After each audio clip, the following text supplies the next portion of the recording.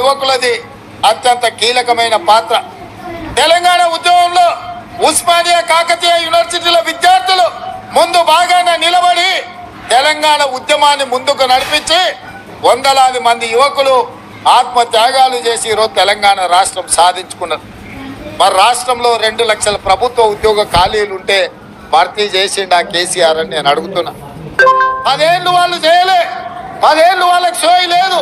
పేదోళ్ళ పిల్లలు అశోక్ నగర్ చౌరస్తాల్లో, దిల్సుఖ్నగర్ చౌరస్తాల్లో, అమీర్పేట్ చౌరస్తాల్లో, మేడ్చల్ చౌరస్తాల్లో కోచింగ్ సెంటర్ల చుట్టూ తిరుగుతూ ఉద్యోగం లేక, ఉపాధి లేక, ఈరోజు ఊరికి పోలేక, తల్లిదండ్రులకు మొహం చూపించుకోలేక అవమానంతో ఆత్మహత్యలు చేసుకునే పరిస్థితి ఆనాటి ప్రభుత్వం కల్పించింది.